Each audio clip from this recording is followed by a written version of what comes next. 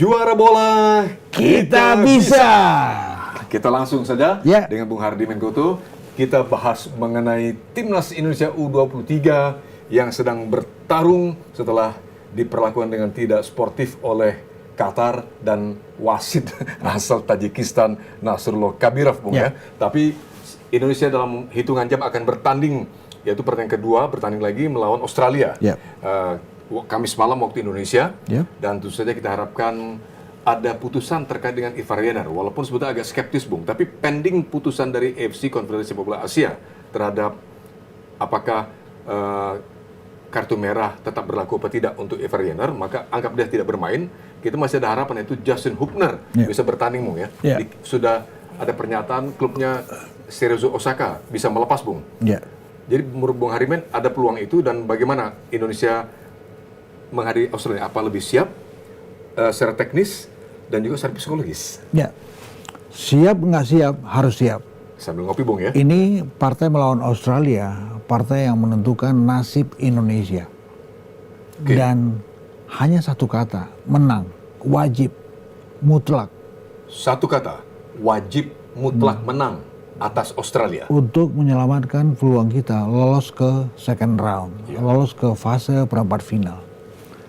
Situasinya adalah Indonesia saat ini hanya punya 21 nama setelah Sananta dan Ivar Jenner kartu merah. Ada harapan Ivar Jenner itu ada koreksi dari AFC untuk putusan kartu merah yang tidak pantas diterima oleh Jenner itu diputihkan. Tapi sampai detik ini kita belum mendengar kabar itu. Oke, anggaplah ini tidak bisa. Merah still merah, nggak bisa digugat. Artinya Indonesia hanya punya 21 nama. Dari 21 nama, di dalamnya ada Justin Hubner. Dan peluang dia untuk bisa join dengan Indonesia itu juga berat. Oke, kita tahu bahwa hari Rabu sore waktu Indonesia Barat, Justin Hubner itu bermain sebagai starter bersama Cerezo Osaka.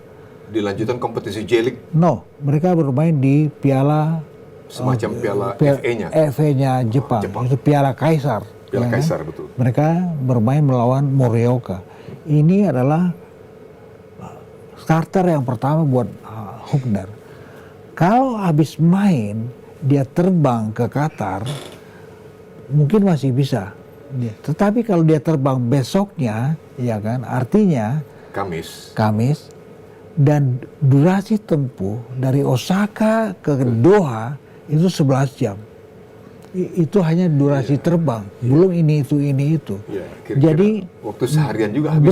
Berat buat peluang secara matematis atau di atas kertas, peluang Justin Hubner untuk tampil membela timnas di partai melawan Australia berat.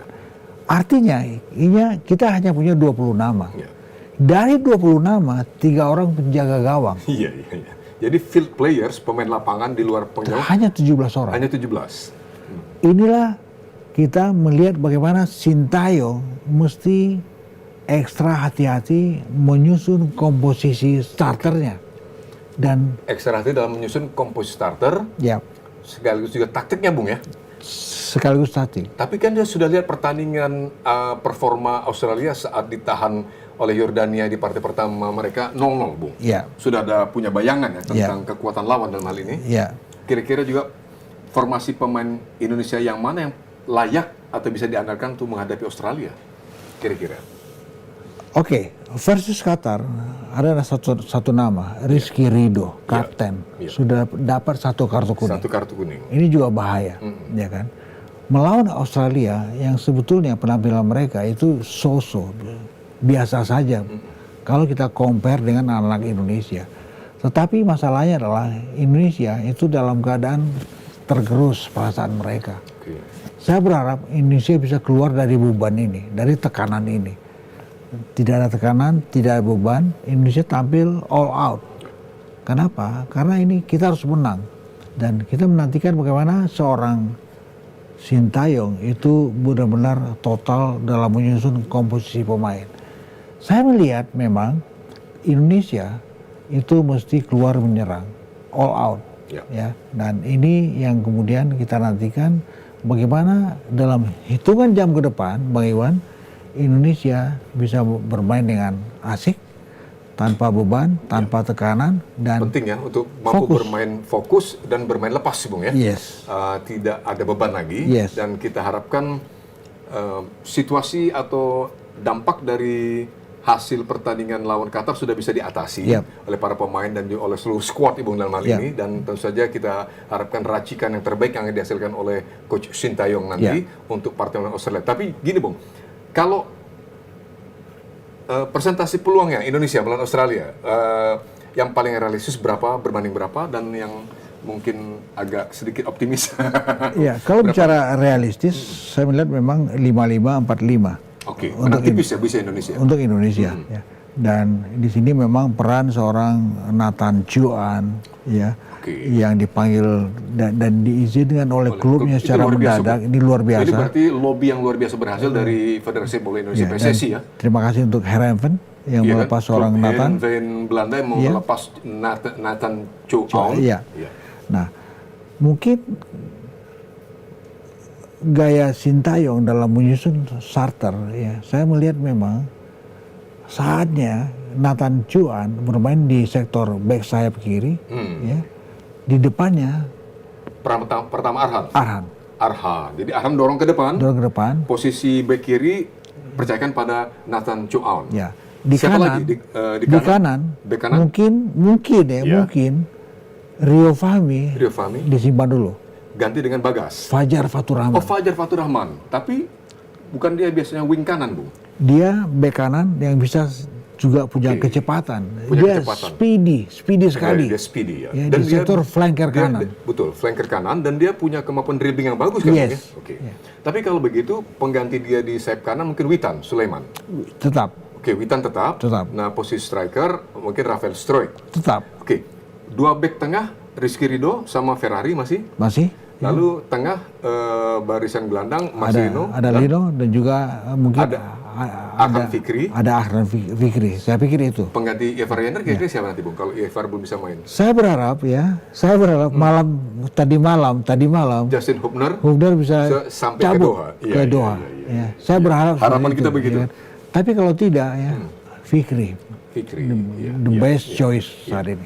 Baik, Bung. Terima kasih. Harapan tentu saja yang juga diusung oleh lebih dari 100 juta supporter sepak bola Indonesia yang luar biasa. Terus kesetiaan loyaltinya, Bung. Seperti juga kita, soal hati, Bung ya. Bagi timnas kita dukung terus. Tapi kita sementara memang harus koma dulu sementara. Kita akan jumpa di episode yang akan datang, Bung Hardiman.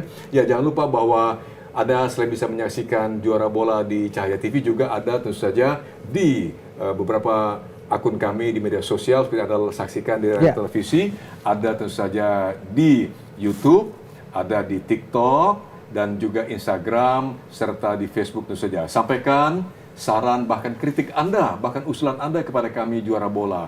Tentang apa saja, apakah topik yang lebih Anda inginkan, atau mungkin ya aspek-aspek lain yang mungkin menurut Anda menarik untuk kita angkat, kami sangat terbuka untuk itu. Sampaikanlah melalui media-media sosial kami yang Anda bisa saksikan di layar berikut ini. Sampai sini dulu pertemuan kita untuk kali ini. Bersama saya Bung Hardiman Koto, kami pamit dulu. Ya, terima kasih. Kita akan bertemu lagi pada kesempatan akan datang. Terima kasih.